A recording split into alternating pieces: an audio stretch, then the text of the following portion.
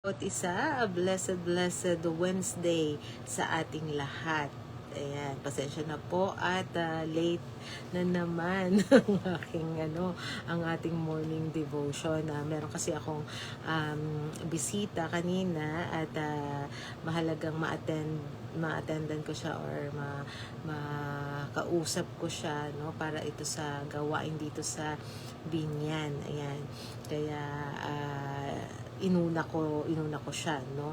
At anyway, ito namang ating ginagawa ay pwede naman replay, no, kaya mapapanood pa rin naman ng iba. At ngayon, actually ito ay prepare ko na ng mas maaga. Alam mo, minsan habang nagpa-prepare tayo, may mga dumarating na may mga unexpected situation, katulad kagabi tumaas yung BP ko.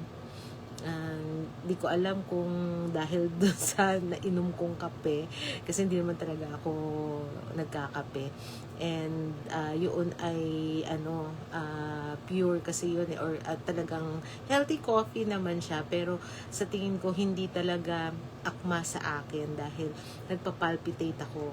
Ayun. Kaya, so, sabi ng aking asawa, wag ka nang iinom ng kape. So, sinabihan niya ako. Mabilis din naman, bumaba rin naman siya agad.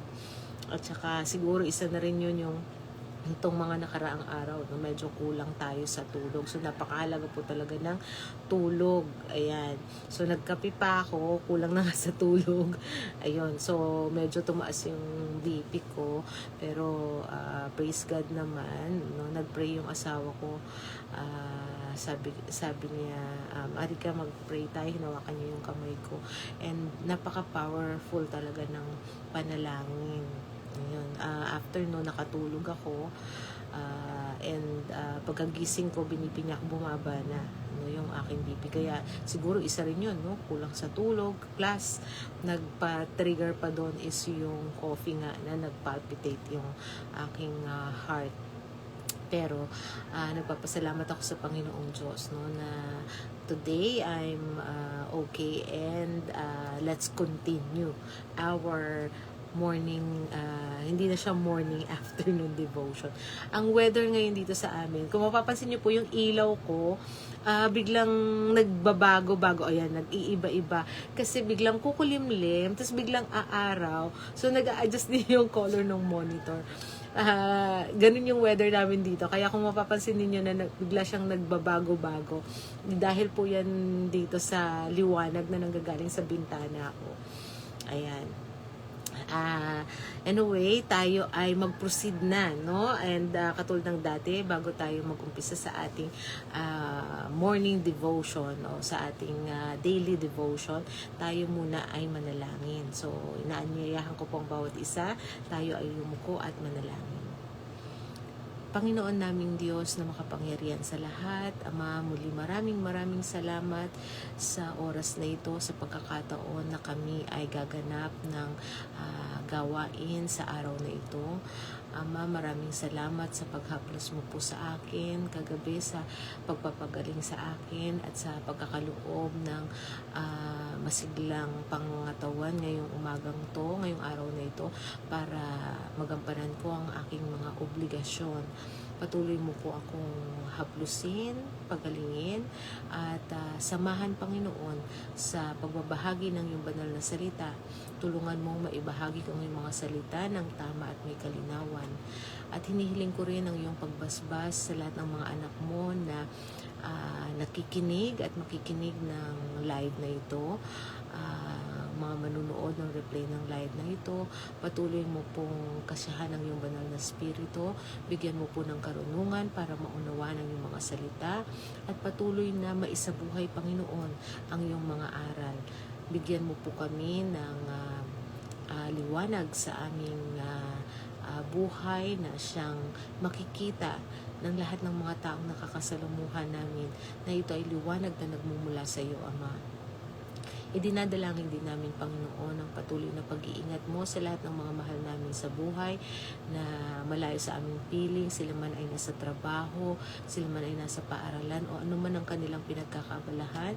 Ingatan mo po sila, gabayan at tulungan mong sa susunod na pagkakataon ay makasama namin sila sa ganitong gawain. Idinadalangin din namin ang mga kapatiran, mga mahal sa buhay na dumaraan din sa mga pagkakasakit. Nalalaman mo po, Panginoon, ang kanilang sitwasyon. Ikaw po ang gumabay sa kanila at magbigay katagumpayan sa mga pagsubok na ito na kanilang nararanasan.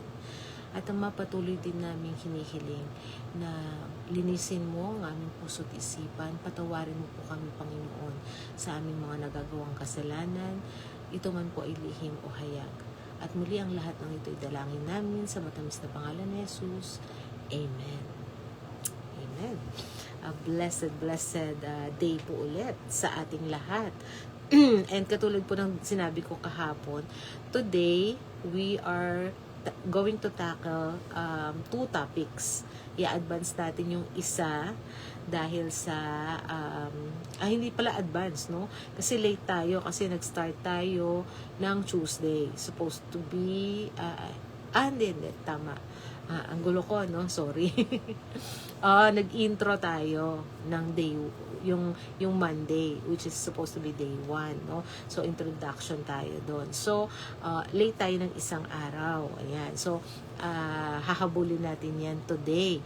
And then tomorrow, magdadalawang topic ulit tayo para ma-advance naman natin yung pang Saturday. Ayan. And so Friday, dalawang topic ulit para i-consume niya yung Sunday. So para this whole week, no, meron tayong 7 topics na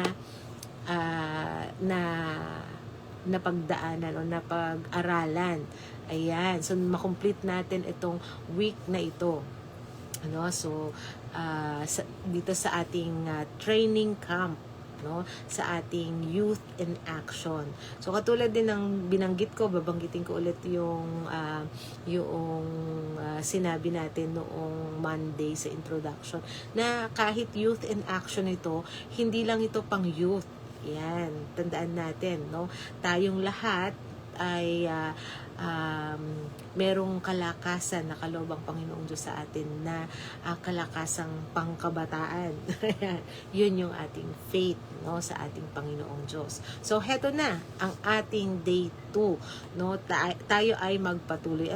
Meron akong expression na gusto kong tanggalin, yung no. Napapansin niyo po ba? Pasensya na po kayo. Ito na yung aking personality, no. And gayon pa man, magpatuloy tayo sa ating training camp at tatalakayin natin ang pinaka-importanting gamit ng bawat player at coach. Ano ito? Ito yung ating manual. Ayan, na tinatawag nating the playbook. Etong day 2 natin, no? Welcome to day 2, the playbook. Week 1, training camp, internal discipline. Ang ating scripture o ang ating Bible verse na pagbabatayan natin dito sa day 2 ay matatagpuan natin sa aklat ng 2 Timoteo Kapitulo 3 versikulo 16. Ayan. 2 Timothy chapter 3 verse 16. At ito po yung sinasabi: ang buong kasulatan ay kinasiyahan ng Diyos at nagagamit sa pagtuturo ng katotohanan, sa pagsaway sa maling gawa, sa pagtutuwid sa likong pamumuhay, at sa pagsasanay sa matuwid na pakikipag-ugnayan sa Diyos. Amen. Basbasa nawa ng Panginoong Diyos ang pagkabasa ng banal na kasulatan. Mastering the manual. Sa basketball o volleyball, bawat team ay may tinatawag tayong playbook. Dito nakasulat ang lahat ng patterns, rules at strategies para manalo. Ang isang player na hindi nag-aaral ng playbook ay siguradong malilito, lalo na kung ikaw ay nasa gitna na ng court. Mauubos lang yung oras mo. takbo ka ng takbo, wala namang direksyon. O kaya naman ay laging makakagawa ka ng foul. Ayan, lalo na sa mga naglalaro ng basketball, alam niyo po ito, nakaka-relate kayo rito. Sa tingin ko, lahat naman tayo kahit sabihin mong nanay o isang bata, lahat tayo nakaka-relate dito sa mga games na ito, dahil lalo na dito sa Pilipinas, mapunta ka sa kahit saang barangay, merong basketball court dyan. At sa schools, no, ito ay isa sa mga favorite activities ng mga kabataan: basketball, volleyball, badminton. Ayan. Kaya alam ko na ang bawat isa sa atin ay nakaka-relate dito. Maaring hindi familiar yung iba dun sa tinatawag na playbook, pero yung manual, alam natin.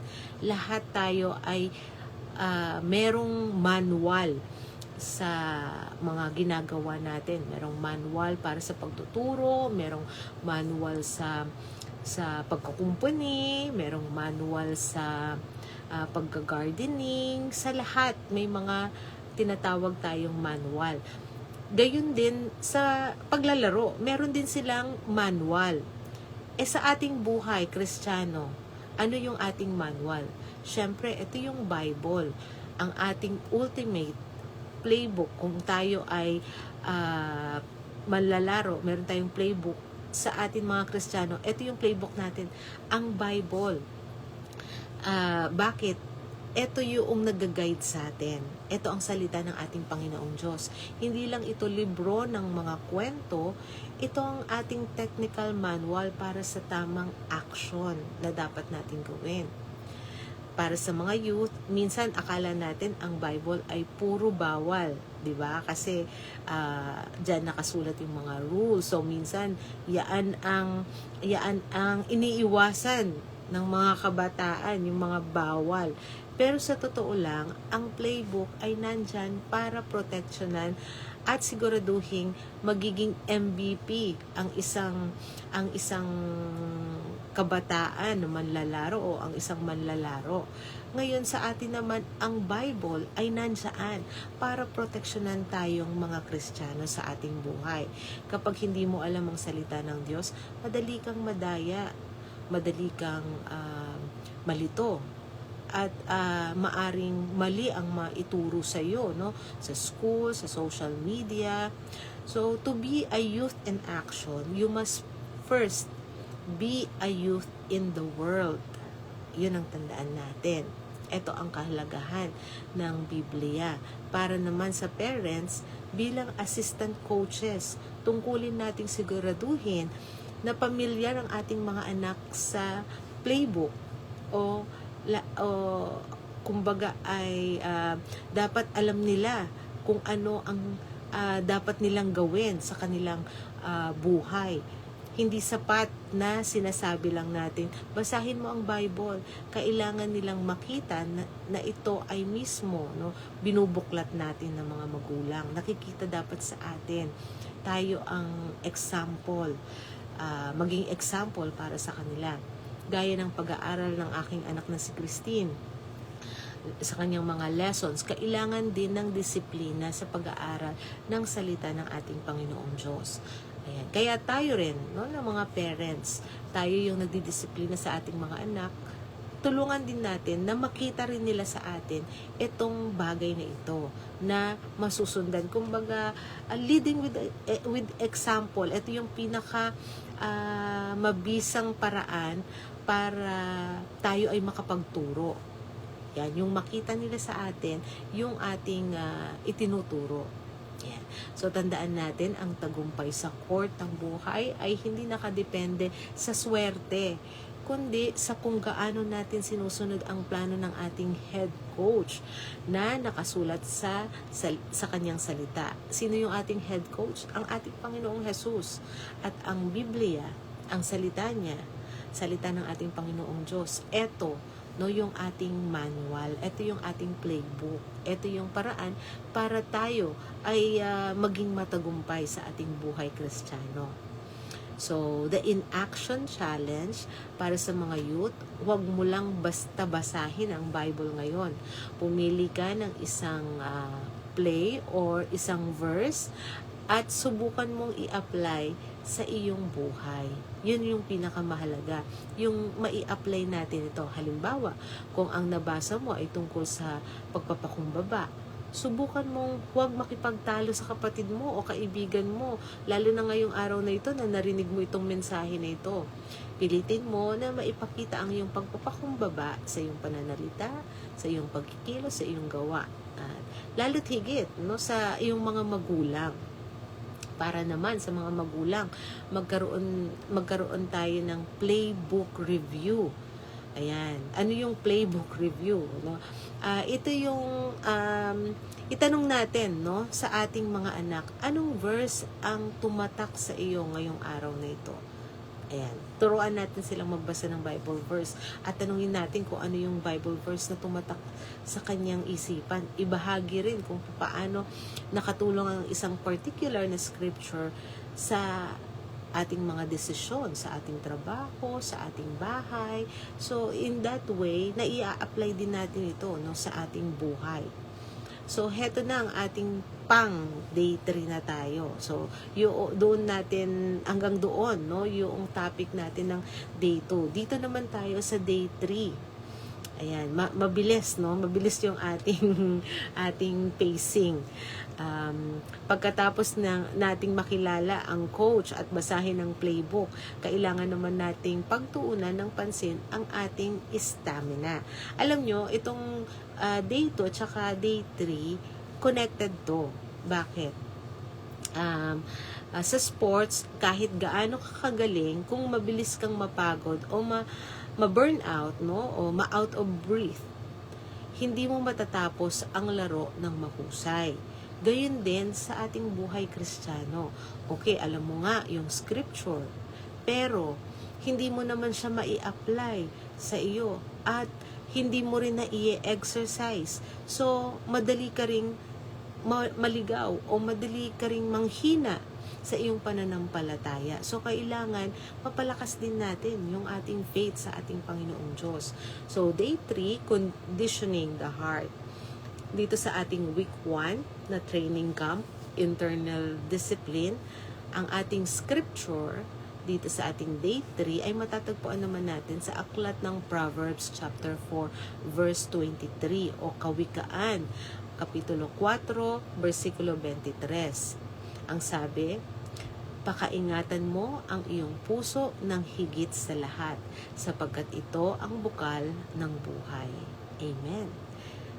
Guard your heart, with all diligence, for out of it comes all the issues of life. Ayan. Favorite verse ko to kaya naalala ko yung English version niya. The Message, itong spiritual stamina. Sa mundo ng sports, tinatawag itong conditioning. Ito yung mahirap na drill. Takbo rito, talon doon, push up, at tamang diet. Alam mo, naalala ko, in-encourage ko yung aking anak na si Christine, sabi ko, anak, mag-active ka sa sports.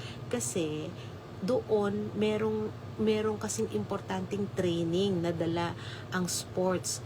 Dahil hindi ka lang basta magpa-practice ng laro o strategy, iti-train din talaga yung maging physically fit ka at kumain ka ng healthy food. Ayan. Kasi part yon ng training. Part yon para mapalakas yung kanyang katawan. Kaya gusto ko rin talaga siya mag-active sa sports. So, hindi laging masaya, pero ito ang naghahanda sa player para hindi siya kapusin, lalo na yung kapusin ng hininga, lalo na sa huling quarter ng kanyang laro. So, napakahalaga nito, Ang ating spiritual life ay kailangan din ng conditioning. Kung ang ating physical life, kailangan niya ng conditioning, ganun din ang ating spiritual life. Kung ang puso natin ay mahina o puno ng junk food. Ano yung junk food? Maling panonood, chismis, o galit, o worry, tampo. madali tayong susuko kapag dumating ang pressure sa school, sa problema, no? Problema sa pamilya, financial problem, yung mga mai-encounter nating problema, pwede tayong sumuko agad.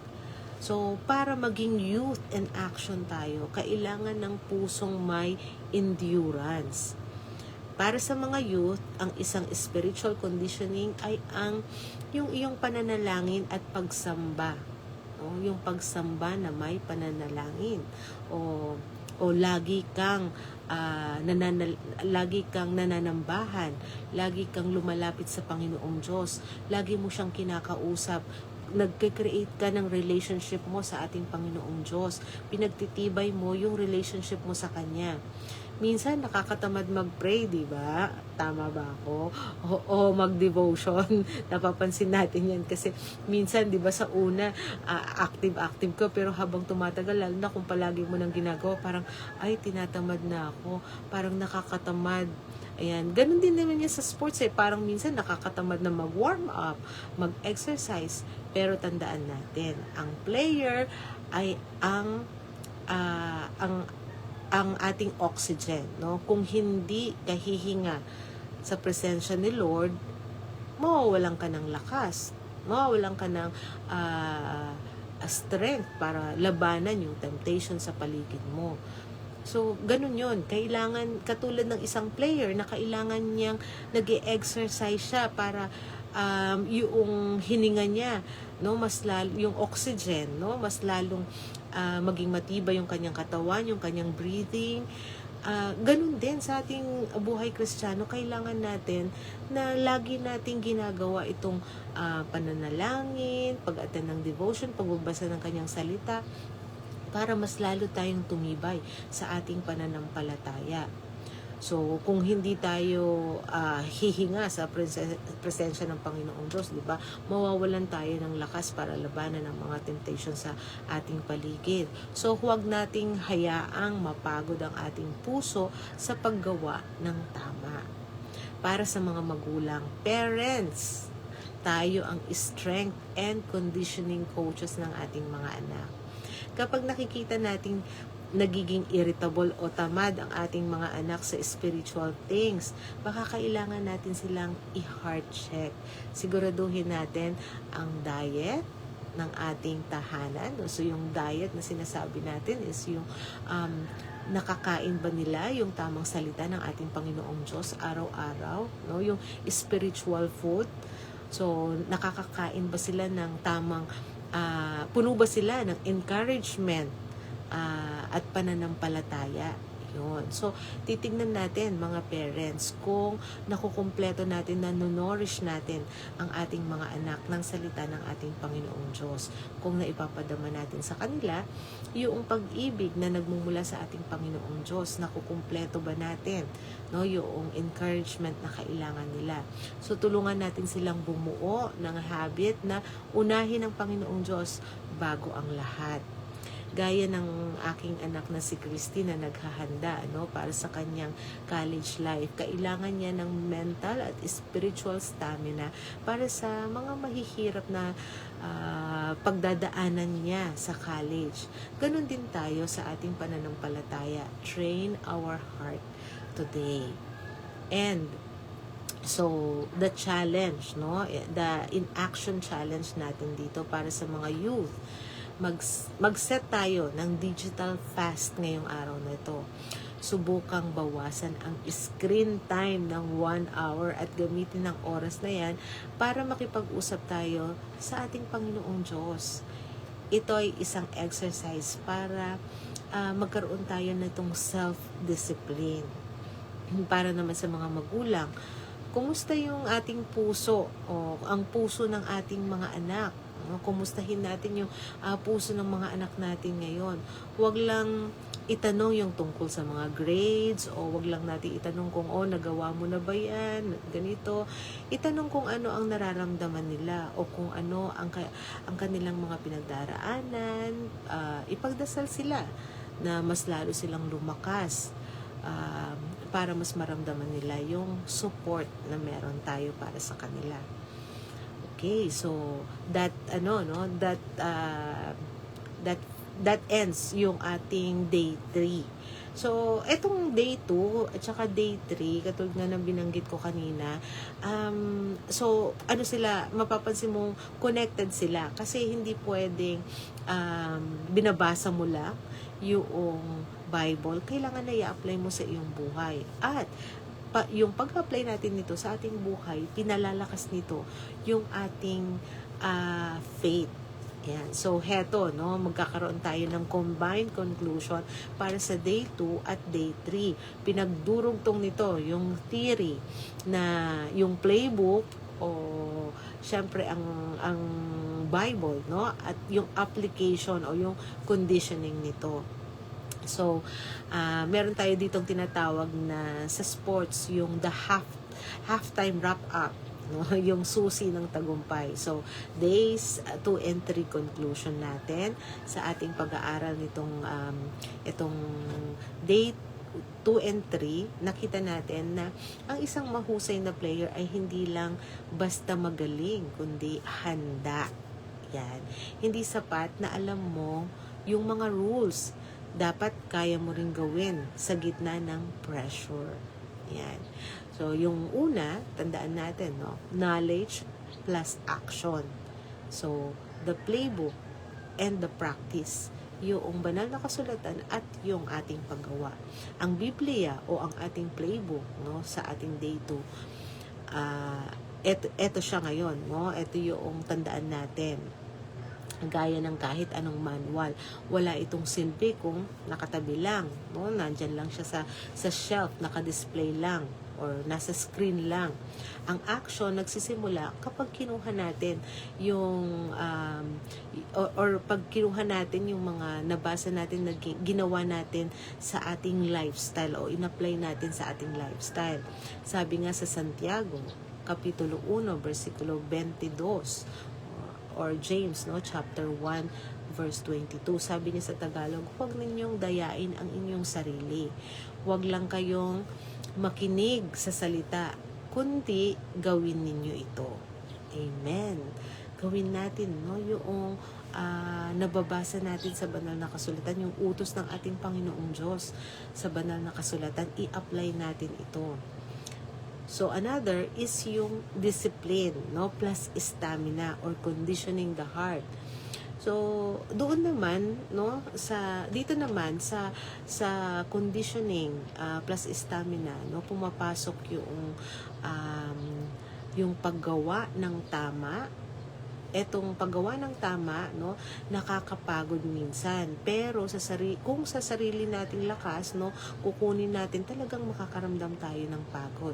Kapag hindi tayo condition sa panalangin at pagbabad sa presensya ng ating Panginoong Diyos, madali tayong susuko, mawalan ng gana, lalo na kapag mahirap na yung sitwasyon.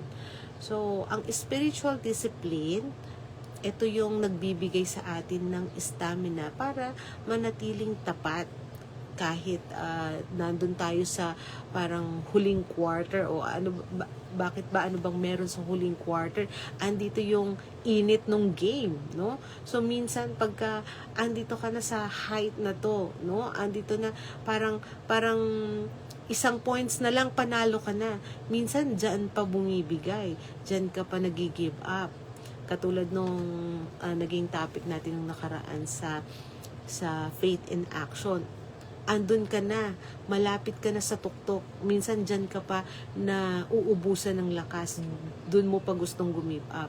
Pero kung tayo ay merong spiritual discipline, ito ay nagbibigay nga sa atin ng stamina para manatili tayo na tapat sa ating Panginoong Diyos at manatili tayong ganapin ang lahat ng mga utos niya sa atin sa kabila ng mga matinding pressure sa ating buhay. Para sa mga youth at parents, huwag tayong maging Christian by name. No? Huwag lang Christian by name. No? Kapag pinagsama natin ang salita ng Panginoong Diyos at ang disiplina ng panalangin, doon tayo nagiging tunay na youth in action.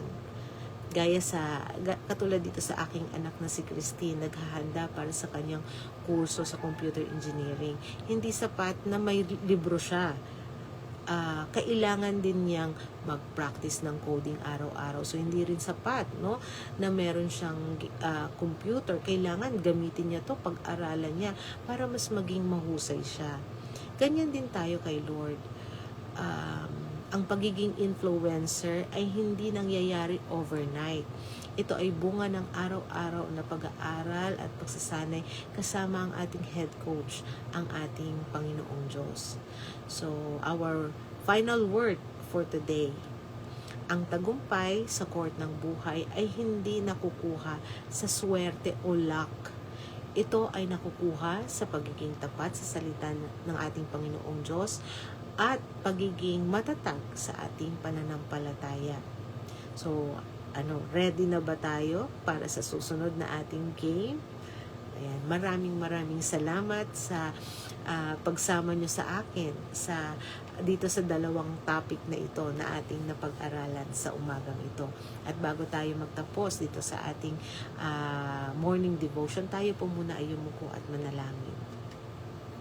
Panginoon naming Diyos na makapangyarihan sa lahat, maraming salamat sa pagbibigay mo sa amin ng karunungan, sa pagbibigay mo sa amin ng iyong mga salita, ng aming manual sa aming buhay. Maraming salamat, Panginoon, na Ikaw ang aming Panginoong Diyos na siyang tumutulong sa amin para kami ay magkaroon ng stamina, ng matibay na pananampalataya, ng matibay na puso para magpatuloy sa paglakad sa buhay Kristiyano. Samahan mo kami palagi, Panginoon, pagkalooban mo kami ng karunungan, ng kalakasan, at nawa, Panginoon, sa lahat ng aming gagawin ay mag-reflect ang liwanag na nagmumula sa iyo. Tulungan mo kami sa lahat ng aming gawain sa araw na ito at sa mga susunod pang araw, at bigyan po nawa kami ng katagumpayan, Panginoon, sa mga gawain ito. At muli, ang lahat ng ito'y dalangin namin sa matamis na pangalan ni Jesus. Amen. Amen. Mapagpalang umaga ulit sa bawat isa. And tomorrow, wag po nating kalimutan ulit, no, na subaybayan itong ating ginagawang series o yung ating pag-aaral dito sa ating Youth in Action. Ayan. So tomorrow, pag-uusapan natin yung topic natin para sa Day 4 and Day 5. Ayan. So muli, a blessed morning po ulit sa bawat isa sa atin. And later, huwag nyo rin pong kalimutan yung ating evening devotion sa pangunguna ni Sister Kathleen. To God be all the glory. Take care and God bless.